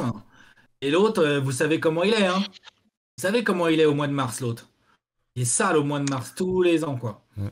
Et donc, du coup, s'il fait un mois de mars, comme je pense qu'ils vont faire un mois de mars les Bucks, c'est ce que j'avais raconté dans la vidéo, dans l'apéro avec Bastien et tout, je pense qu'on peut se retrouver tous, vraiment, début avril, à faire merde. Putain, Yanis, en fait, c'est le MVP. Tu vois? Et genre, il regardera tout le monde droit dans les yeux. Là, à l'instant T, je le mets 4. Classement des Bucks. Je suis d'accord sur parfois un peu de nonchalance. Je suis d'accord aussi sur le fait qu'il a vraiment un collectif huilé autour de lui. Même s'il y a eu des petits accros de blessures en début de saison et que Middleton a mis du temps à se mettre en route, hein. Mais quand même, il a quand même un collectif. Oh, ils viennent de Oui. gagner le titre, les mecs, quoi. Alors, ils ont perdu des PJ Tucker et tout. Brook Lopez est blessé. Là, ils ont lâché Dante DiVincenzo. Il y a du mouvement autour de lui, mais c'est vrai que dans l'ensemble, il y a une belle stabilité que n'ont pas Jokic et Embiid. Donc voilà, à l'instant T, voilà. Et on le rappelle, Ou c'était DeRozan qui est nouveau dans son équipe, lui. et on le rappelle, c'était les Bulls. Et on le rappelle, c'était un de Des tes blessures. critères aussi, Alex, de prendre en compte un petit peu l'environnement. Donc ça explique aussi cette discrimination-là, même si c'était un critère un petit peu secondaire. Donc ça tombe bien. Important. Jérémy, est-ce que tu veux nous donner ton top 5? Allez, c'est parti. Donc, en 5, j'ai mis DeRozan. Parce que je trouve sa saison exceptionnelle, et pour ce que je disais tout à l'heure finalement sur les Bulls, où il apporte vraiment tout ce qui manquait à cette équipe, et parce que s'il réalise sa meilleure saison, et notamment en défense, où on l'avait jamais vu aussi impliqué, et ça, je trouve ça assez génial d'y arriver à faire ce step-up maintenant, parce que c'est aussi ce qu'il fallait pour, je pense, s'immerger au sein des Bulls. En 4, j'ai mis Joel Embiid. Ça, je pense qu'il va falloir que je l'explique. En 3, j'ai mis Giannis. En 2, j'ai mis Stephen Curry. Et en 1, j'ai mis Jokic. Donc sur le top 3, je suis en fait comme sur la saison précédente. Sauf que l'année dernière, j'aurais peut-être pu Curry devant Jokic. Voilà pour moi. Ça, tu peux le dire maintenant que Jokic a eu son C'est MVP, ça. parce Ouais. que sinon tous les fans L'an des dernier, Nuggets... ça me faisait trop mal. Ouais, l'an dernier, ça me fait trop mal de le dire. Ouais, d'accord. Ok, très bien. Très bien. Donc, répète-nous donc, démarre. Donc, Embiid en démarre. 4. Embiid en 4. Ok. Embiid en 4. Alors, si je dois l'expliquer, sa saison, offensivement, elle est incroyable, et notamment parce qu'il a cette domination physique qui, peut-être qu'il n'a jamais eu à ce point, ou peut-être l'année dernière, mais qu'on a moins vu à cause des absences. Euh, Néanmoins, finalement, offensivement, par exemple, si on compare à un Giannis ou à un Jokic, il fait moins de choses offensivement, je trouve, que eux. C'est-à-dire qu'il n'a pas toute la partie de production pour les autres, où il est capable de. Il progresse à la passe, mais c'est pas encore le même type de joueur que Nikola Jokic. Il ne sera probablement jamais. Ou que même Giannis Antetokounmpo, qui est un joueur qui, ok, en termes de scoring, il est au même niveau que Embiid, mais en plus, il a cette faculté, cette mobilité qui fait que, vu que c'est un passeur de décalage, il crée aussi pour ses coéquipiers. Et donc, pour Jrue Holiday, c'est génial d'être un peu le meneur de Giannis, parce que il a un deuxième meneur à côté. Mais le truc, en fait, pour moi, c'est la défense. C'est-à-dire que je pense que depuis 2 ans, enfin depuis la saison dernière, Joel Embiid, il a quitté un peu ce Mont Rushmore défensif de la NBA. C'est-à-dire, pour moi, il produit plus ce qu'il faisait il y a 2-3 ans, et il est plus au niveau des Rudy Gobert, des Anthony Davis, dans un autre registre, de Giannis aussi. Et ça, pour moi, c'est un problème, parce que je pense qu'aujourd'hui, il bénéficie d'avoir de très bons défenseurs autour de lui pour pouvoir faire ce qu'il sait faire, mais il a plus le même impact défensif. Et je sais pas si c'est parce qu'il se réserve, parce qu'il produit beaucoup offensivement, ou juste parce qu'il a peut-être un peu diminué avec toutes les blessures qu'il a eues. Il est peut-être moins mobile, et c'est peut-être plus dur pour lui, en fait, d'être ce difference maker qu'il était en défense, et qui, pour moi, il n'est pas en 2022, quoi. Donc voilà pourquoi je l'ai mis derrière Giannis, notamment parce que pour moi, finalement, ils sont dans la même catégorie, mais Giannis a la production de la passe et la défense en plus. Et Curry, Et ensuite, il y a Stephen Curry. Curry en 2. Ouais, voilà. On y vient. En fait, j'avoue que c'était pas prévu. C'est-à-dire que je pensais que mon top 3, ce serait les 3 que je t'annonçais il y a 2-3 semaines. Et en fait, j'ai du mal à pas me dire qu'en fait, Curry, sa simple présence est trop problématique en attaque. C'est-à-dire que je crois que son équipe fait un plus 12, entre plus 12 et plus 15 offensivement quand il est là. Et Ben Taylor l'expliquait très bien, c'est-à-dire qu'en fait, le problème avec Stephen Curry, c'est quand il met dedans, c'est une catastrophe pour l'équipe adverse. Mais même quand il met pas dedans, en fait, son activité sans ballon est tellement pénible et il est tellement dangereux. On en parle tout le temps avec Bastien, bien sûr, la C'est gravité de Steph Curry. La bien sûr. gravité. Et en fait, j'ai l'impression qu'effectivement, quand je regarde les matchs, je me dis, c'est frustrant, parce qu'il est plus aussi chaud qu'en début de saison, et que quand tu le vois comme la saison dernière où il fait une saison à 32 points, c'est incroyable. Même cette saison où il est peut-être à 27-28 et il est moins efficace, en fait, ça pose trop de problèmes de le défendre, et c'est les coéquipiers qui se régalent. Et vu que maintenant, les Warriors ne sont plus l'équipe de l'année dernière qui avait beaucoup de blessures et qui n'était pas aussi bonne en défense, vu que Stephen Curry en défense il est bon, en fait, c'est un bon joueur et qui sait faire les minima et qui sait s'intégrer dans la défense, ce qu'il apporte offensivement, c'est tellement fort qu'en fait, j'ai du mal à pas le mettre dans les mêmes eaux que l'année dernière, c'est-à-dire top 1, top 2, quoi. Moi, c'est très intéressant, si je peux rebondir, parce que Curry, c'est un joueur que j'aime énormément dans le style de jeu, que j'adore regarder. J'ai un immense problème pour le classifier à chaque fois que je dois le classifier quelque part. J'avais fait le DH20 de Dunk Hebdo en août dernier. Un enfer. Là, pareil, pour le MVP, c'est très difficile, parce que pour moi, bien sûr qu'il y a cet élément de gravité ou quoi, mais tu vois, pour moi, en fait, paradoxalement, Stephen Curry, aussi bon soit-il, pour moi, c'est plus un joueur de plafond qu'un joueur de plancher. Et à cause de cette notion-là, en fait, j'ai du mal. Je pense que c'est ça qui fait que j'ai du mal à le classifier, parce que c'est un joueur de plafond, mais à quel niveau il explose ton plafond, c'est absolument paranormal. Et là où j'ai du mal, c'est que tu vois, là, il y a eu une baisse de régime de sa part en termes d'adresse depuis la mi-décembre, vraiment très forte. Alors, comme tu le dis si bien, de par sa gravité, peu importe entre guillemets, en tout cas c'est suffisant malgré tout pour que les Warriors gardent leur système offensif et puissent toujours affleurer devant offensivement quand il est sur le parquet.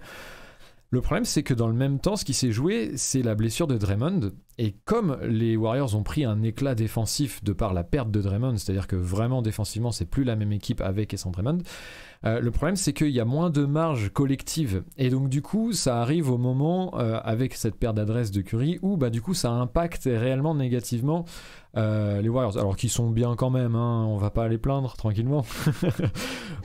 Malgré tout, tu vois, j'ai ce problème du coup de vraiment juger la gravité au même niveau que son adresse pure. Parce que pour moi, en fait, c'est un... Étant donné qu'il met plus forcément dedans, la marge est quand même, malgré tout, plus faible. Je sais pas si je m'exprime bien. Et en même temps, ça m'emmerde Moi, je suis assez d'accord. Hein. Et en même temps, ça m'emmerde de le critiquer de cette manière-là, parce que c'est lui imputer l'absence de Draymond, à laquelle il peut pas grand-chose non plus. C'est-à-dire que si Draymond était là, je pense que, en fait, sa perte d'adresse ne serait pas si dommageable pour les Warriors, parce que défensivement, en fait, les Warriors prendraient beaucoup moins de points, et donc du coup, leur net rating serait meilleur, et donc le bilan collectif, non, ils en pâtiraient moins. Est-ce que ça, c'est pas parce qu'on s'est aussi habitué aux joueurs héliocentriques qui font la pluie et le beau temps de leur équipe, et qui, par leur prototype physique et par leur jeu, en fait, représentent le plancher de l'équipe. Et là, on peut parler de Giannis, on peut parler de Jokic, on peut parler de Doncic, de LeBron. On s'est habitué à avoir ce type de joueurs-là, je pense aussi dans la course au MVP. Et peut-être que du coup, ces joueurs de plafond, comme tu dis, on a un peu plus de mal à les classer depuis quelques saisons. Et notamment parce que je pense que la force de Curry, c'est son jeu sans ballon, et on n'a pas l'habitude non plus d'avoir une superstar Complètement. par son jeu sans ballon. C'est-à-dire que normalement, on regarde la production du joueur par rapport à ce qu'il fait quand il est balle en main. Et du coup, Curry, c'est plus dur, je trouve, à évaluer ce genre de choses. Donc je sais pas si ça joue pas aussi dans l'analyse. Complètement. Okay. Je sais pas si tu as d'autres questions, Alex, d'autres critiques par rapport au top de Jérémy. Question, non, c'est sûr que moi, Curry, la baisse de régime, le fait aussi que sur certaines stats, un poil plus avancé, notamment les box, là, les plus-minus dont on a parlé tout à l'heure, il est quand même un peu derrière les autres. Un peu, tu vois, même en offensive plus-minus, tu vois, juste l'offensive, tu vois, là où on dit le jeu de Curry est incroyable, n'empêche que quand ces pourcentages baissent, automatiquement, et c'est normal, ça va se répercuter. Et aussi, cette année, comme tu l'as très bien dit, Jérémy, il a des coéquipiers, l'équipe est mieux fournie autour de lui. Donc il a aussi un peu moins besoin pour que l'équipe soit performante. Et du coup, tout ça mis bout à bout, ça joue, moi, en tout cas, un peu contre lui, en fait, presque. Ah, mais je comprends. Je comprends. D'autant que je pense il est monté en fait entre 20h33 et 20h38. Mais je suis pas sûr à 100% de ce que je viens d'avancer. Donc je sais pas si je le mettrai 3 ou 4. En tout cas, je le mettrai dans le top 5, c'est sûr. Après top 2, je me suis peut-être un petit peu emballé. Je vais pas mentir. Après, c'est la donc beauté. Donc t'as Jokic MVP. Bon, je m'y attendais. Hein, ça, y a pas de surprise. Nous sommes, pour ceux qui ne le savent pas, et Jérémy et moi, des supporters des Nuggets. On ne peut pas ne pas le dire. On a forcément peut-être un petit biais envers le Serbe. On doit être complètement transparent et honnête avec vous. Mais c'est aussi ce que par rapport à ta difficulté de placer Curry. Et le fait que ça ait changé comme ça, juste même avant de préparer l'émission, c'est un peu aussi la beauté de cette course au MVP. Et on nous le rappelait dans le chat, on a quand même beaucoup de chance, c'est Cyberflow je crois qu'il disait ça, on a beaucoup de chance d'avoir une course aussi disputée, et peut-être qu'on n'en a pas eu aussi souvent que ça à ce point-là. Moi, mon top, je peux le faire rapidement. Avant de passer peut-être aux profils qui n'ont pas fait le cut, je pense notamment à Luka Doncic pour finir peut-être là-dessus. J'ai mis en 5e position. En 5e position, c'était vraiment ma place très difficile entre Curry, CP3 ou Booker. C'était mes 3 où j'ai beaucoup hésité pour la 5e. Par rapport à mes critères, et surtout mon premier critère qui est la régularité, je vais devoir mettre Chris Paul. Que je trouve excellent, et puis on a déjà beaucoup parlé de Chris Paul juste avant. Pour ceux qui arriveraient seulement maintenant, vous pourrez aller revoir la rediffusion, on en a déjà pas mal parlé. En 4e, j'ai mis... T'es d'accord, c'est l'instant T, excuse-moi je te coupe, mais là oui. t'es forcément sur l'instant T, vu qu'il est blessé, qu'il va vraisemblablement pas rejouer de la saison. Tu fais très bien de le préciser, mais du coup je me dis qu'en plus ça fait un petit peu testament à son niveau à ce moment-là. Il en restera quelque chose. Malheureusement, mais on espère qu'il reviendra en playoff bien, sans problème. Intérêt. On espère, hein. Ce serait vraiment très dommageable pour ces Suns-là, et ce serait très injuste surtout. Ensuite, en 4e place, j'ai mis DeMar DeRozan. Pareil, on en a un petit peu parlé, mais encore une fois, la régularité, je trouve que quand même dans les perfs au scoring qu'il fait avec une propreté incroyable, c'est assez exceptionnel. De toute façon, on bat pas un record de Will Chamberlain tous les jours, donc c'est à souligner. Et puis encore une fois, on parlait de son impact, c'est mon 2e critère, et on parlait de cet aspect 4e quart-temps dans le clutch sur les victoires au fil, et donc je trouve que il donne vraiment un step à cette équipe des Bulls entre potentiellement une place en play-in ou autre, et vraiment le premier plan de l'Est. Donc je me devais de le mettre dans ce top 5. Et ensuite, j'ai le trio de tête, donc je vais pas être très original. Giannis en 3, Embiid en 2 et Jokic en 1. Giannis, je le mets en 3 tout simplement parce que je trouve que globalement, collectivement, il a un peu plus d'aide que les 2 premiers du classement. On le citait, Jrue Holiday, Chris Middleton, et puis globalement même toute une équipe où, alors certes, il y a des petits changements à la marge, mais malgré tout, c'est un effectif de champion où il y a peu d'absence. Alors, ils n'ont pas leur rythme des dernières saisons, mais justement, je l'ai trouvé un petit peu en gestion, et donc du coup, je le mets à la 3e place de ce duo. Et enfin, Jokic Embiid. Pour moi, c'est... En réalité, moi, c'est mon... En fait, j'ai 3 tiers dans ce top 5. J'ai mon premier tiers, Jokic Embiid. Et pour moi, réellement, les 2 pourront se valoir. C'est-à-dire que demain, Embiid est nommé MVP. Je ne vais pas râler plus que ça. Je trouve que c'est très légitime au vu de sa saison. Donc voilà, c'est le même tiers en réalité. Ensuite, j'ai le tiers Giannis, DeMar DeRozan, et le dernier tiers Curry, CP3 ou Booker, où j'ai mis Chris Paul. Voilà. Okay. Je ne sais pas si vous voulez réagir là-dessus, ou si on peut passer à ceux qui ne font pas le cut, et on pense à notamment Luka Doncic, qui a été cité 2-3 fois dans le chat. Ouais, déjà il a les stats, hein. Pas de souci là-dessus, hein. Il a les stats, il a, mine de rien, un bilan par rapport à ce qu'il a comme joueur autour de lui, c'est pas mal quand même, hein. Dallas, ouais. Ils sont devant Denver, non? Oui. Ouais. Pas grand-chose, pas grand-chose. Oui, après ça peut bouger très vite, hein, mais oui, ils sont... Non, mais en effet. Dallas, c'est devant Denver, ça défend bien. Doncic, on l'a même vu faire quelques efforts non négligeables défensifs. En attaque, c'est un génie. Alors voilà, les génies, ça attaque bien. Ouais, franchement, si ça continue comme ça et que Doncic, il est en quoi, Doncic, aujourd'hui?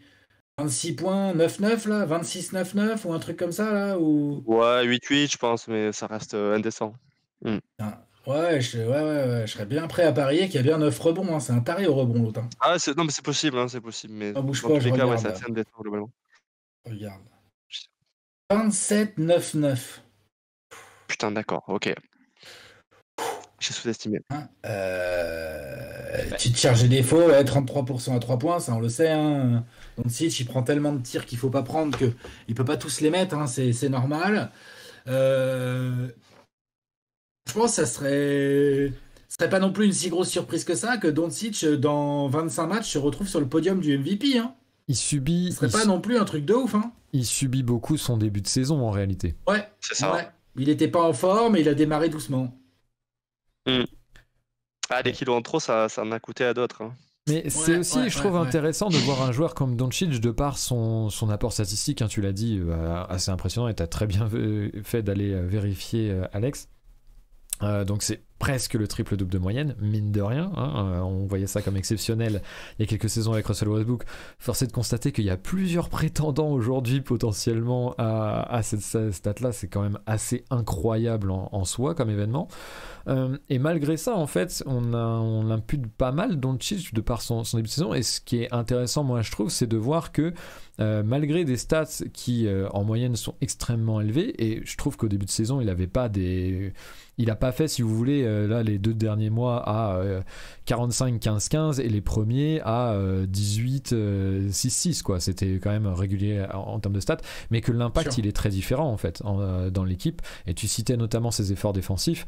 Je pense qu'il y a beaucoup de ça. Il est arrivé aussi hors de forme et il était court aussi sur son adresse, je pense, au début de saison, parce que dans les fins de match, dans son endurance et physiquement, il était peut-être pas encore au mieux. Et nous, en tant que fan, des Nuggets, on peut aussi en parler avec Jokic c'est les dernières saisons et bien avant, où on a vu le changement de forme, à quel point ça a pu impacter son jeu. Je pense que c'est intéressant de voir que les stats aussi, même si elles étaient bonnes chez Doncic dans le début de saison, l'impact n'y était pas, et pour d'autres raisons, et donc que ça plombe potentiellement un dossier qui pour autant est très légitime en fait. On a un peu parlé de Ja Morant parce que c'est toi Alex qui l'a mis de Ja Morant, tu l'as mis dans ton 5, donc du coup nous ça nous a permis d'en parler un petit peu. Il y en a qui s'étonnaient aussi de l'absence des Suns. Encore une fois, l'aspect collectif prime beaucoup. On en a un petit peu parlé, mais finalement on a globalement, après le top 5 permet de placer un petit peu tout le monde. De placer un peu. N'hésitez pas dans le chat si vous voyez des prétendants qui sont bafoués. J'en vois pas beaucoup d'autres. On est d'accord que LeBron il a raté beaucoup trop de matchs, sans même parler du classement des Lakers. KD aussi. Parce que vous, le classement, vous aimez bien. Non mais c'est vrai, c'est important. C'est-à-dire que dans l'absolu, est-ce que si LeBron il s'est blessé aux abdominaux et tout, mais on a bien vu qu'il est encore capable de faire du 28-8-8. Il est capable, en fait, on voit. Ouais. Parce que s'il était en 28-8-8, mais qu'il n'avait pas raté, il a raté au moins 15 matchs déjà, LeBron, donc c'est trop pour moi. Donc pour moi, ça l'élimine de fait. Évidemment, après, il y a les résultats des Lakers et tout, moi, qui sont un deuxième critère. Mais par rapport à ce que tu disais tout à l'heure, Jérémy, ou toi, Clément, s'il avait la régularité, LeBron, vu qu'il a le dossier statistique, est-ce que malgré le bilan dégueulasse des Lakers, vous seriez capable de le positionner dans la course au MVP? Si tu veux y aller, Clément, ou j'y vais? Oui, sauf si t'as vraiment... Moi, j'ai un petit truc sur l'impact, en fait, réellement. Ouais, voilà. Ouais, en fait, moi, mon problème, effectivement, c'est déjà l'impact qui, je trouve, n'est plus celui qui était celui de LeBron il y a encore 2 ans. Bon, tu juges ça par les défaites des Lakers?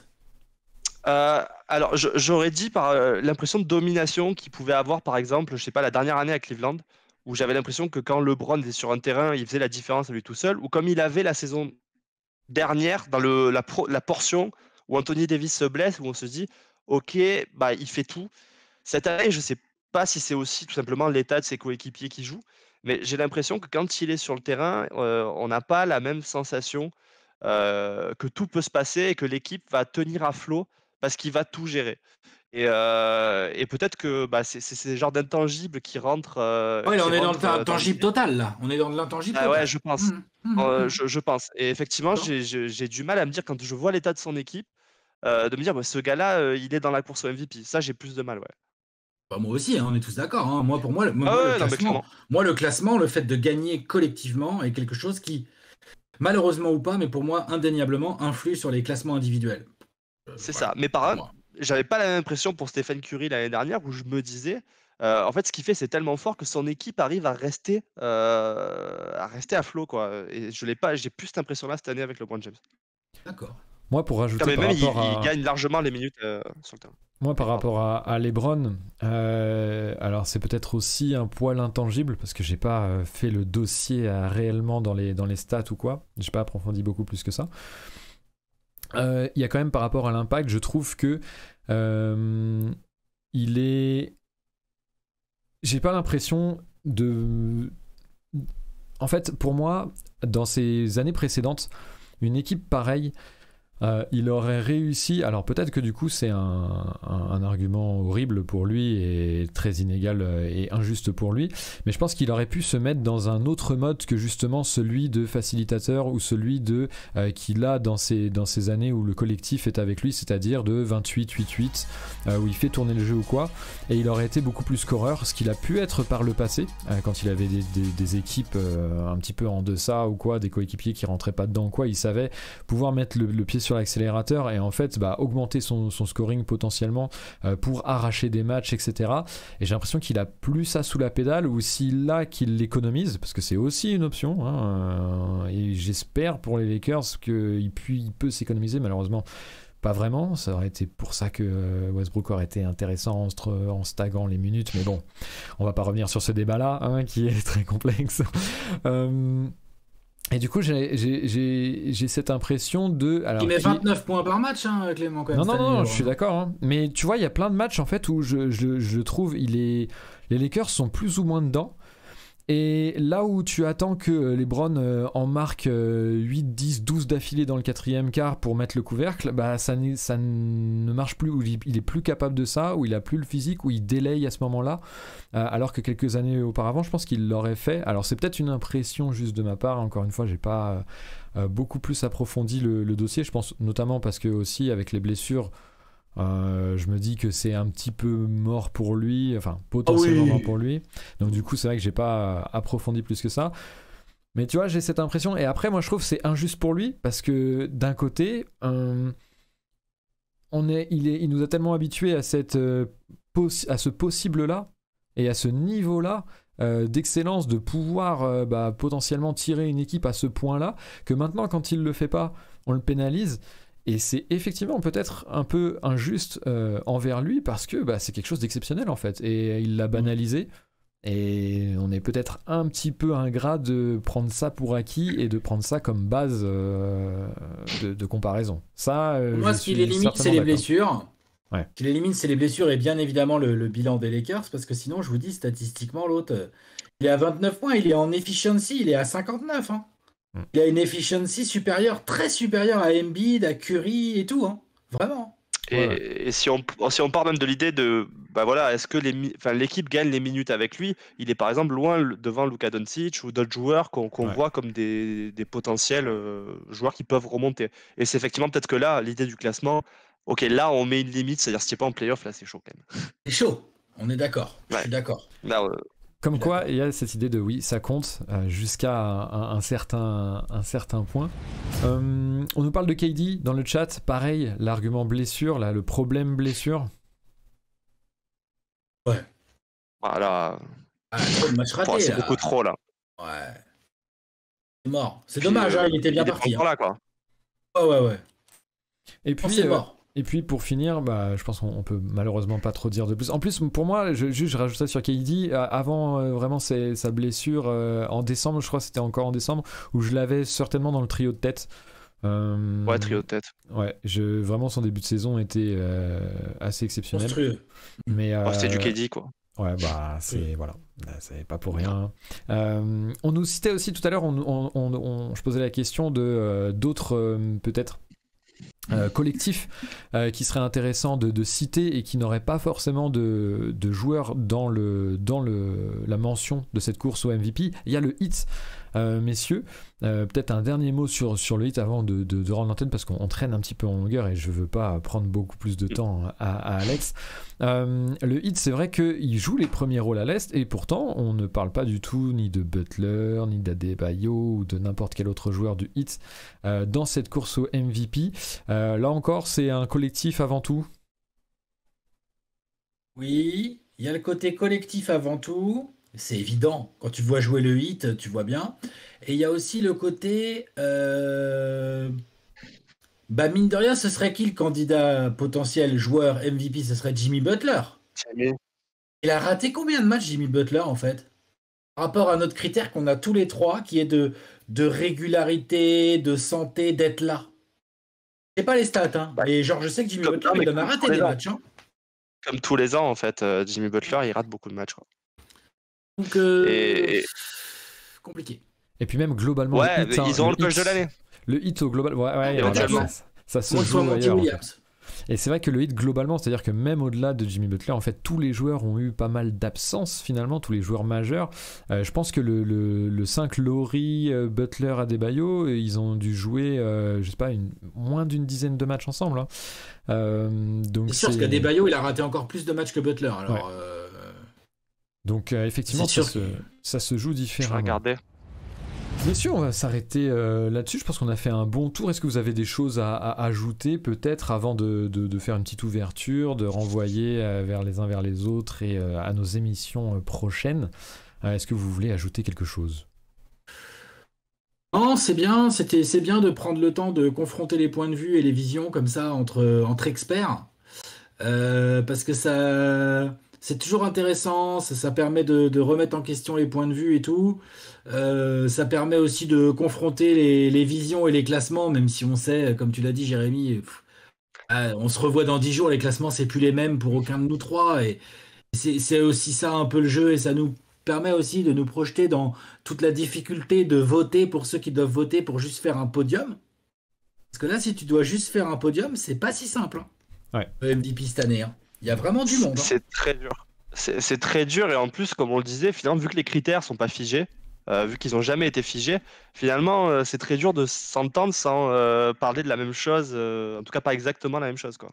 Et c'est pour ça que c'était intéressant, je trouvais, de vraiment bien faire nos critères au préalable, histoire de voir sur lesquels on était d'accord, déjà parce que c'est intéressant de voir les critères qui reviennent et qui sont de fait acceptés, de voir un petit peu les nuances entre nous, il y en a eu quelques-unes, on l'a vu, et puis de voir aussi, dans le chat, on avait Talod qui nous proposait un de ces hiérarchies de critères qui était assez différente des nôtres, et de pouvoir dire qu'en fait, à partir du moment où on cite ces critères et qu'ils sont clairs, bah, à peu près tous les avis peuvent se valoir entre guillemets, et après c'est de la pondération vraiment entre les critères, et surtout pourquoi pas peut-être une remise en question plus de cet aspect officialisation de critères par la Ligue. Ça peut être l'occasion d'un autre débat, et c'est un petit peu mon ouverture pour clore cette émission, et pour vous renvoyer aux prochains épisodes. J'ai vu que beaucoup de monde, vous êtes nombreux à nous avoir follow. On a atteint notre goal de 225, que j'ai même changé avant l'émission pour tout vous dire, puisqu'on a vraiment eu beaucoup de gens qui nous ont follow. Merci beaucoup à toi Alex d'être venu et de nous avoir partagé aussi à travers les réseaux sociaux. Je pense qu'on a eu un gros coup de boost grâce à toi, donc ça fait énormément plaisir. C'est normal, il n'y a pas de souci. Et puis merci d'être venu, d'avoir passé ce temps-là avec nous. C'était très instructif et je trouve très intéressant. Donc très content, c'est cool. Personnellement, d'avoir eu cette vidéo avec toi, cet échange avec toi. On va tous vous remercier. Encore une fois, on vous invite à être attentifs sur nos prochaines émissions, sur nos prochaines notifications Twitch. Demain, on a un live avec Xavier Stuff76 qui était dans le chat et quelques-uns de nos autres rédacteurs.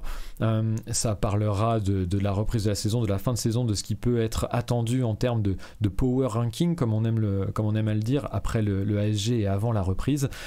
Et puis, on va reprendre d'autres lives. On a des petits lives ludiques, les 5 lives où on compose nos 5 majeurs avec des critères différents.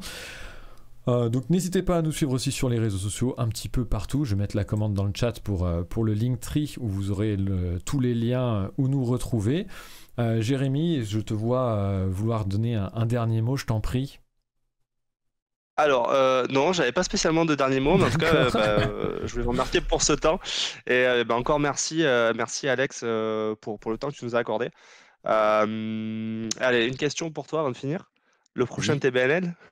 Oh oui. Oh la vache. Oui. Oui. La question pour faire chier.